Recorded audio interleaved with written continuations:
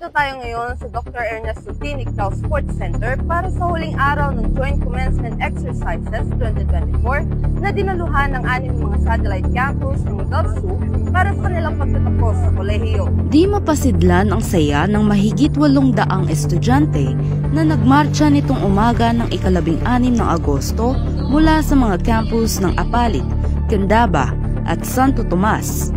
Nagpaunlak ng mensahe ang panauwi Pandangal na si Honorable Anayon Bondok sa mga graduates at nagbigay rin ng makabuluhang mensahe ang chairperson ng Commission on Higher Education na si Dr. Popoy De Vera. Sa kabilang banda, labis ang pagmamalaki ni Erlyn May Viray sa nakamtan niyang tagumpay sa kabila ng kanyang pagsasakripisyo sa pag-aaral na ngayon nagbunga na. Ayon pa sa kanya, Siyempre, bilang student, marami tayong mararanasan na hardships and sacrifices.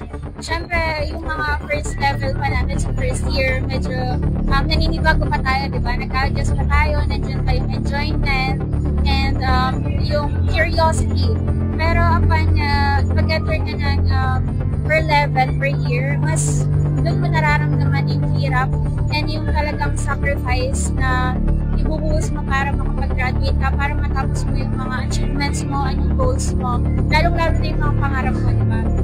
Determinasyon naman ang sekreto ni Roxanne Sabado para sa kanyang pagtatapos.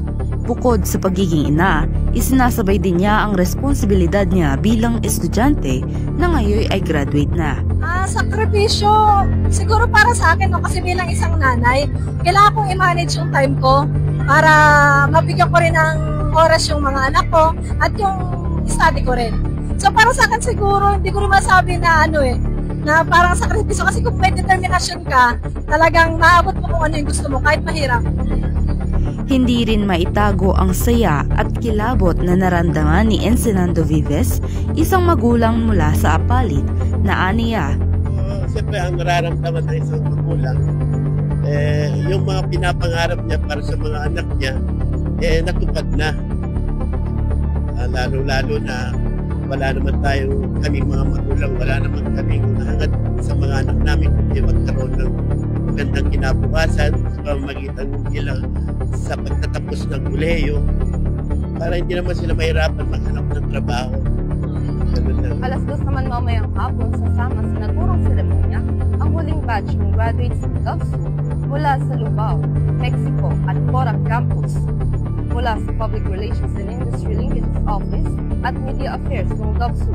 Ako si Hannah Balon, Radyo Escolar, nag-uulan.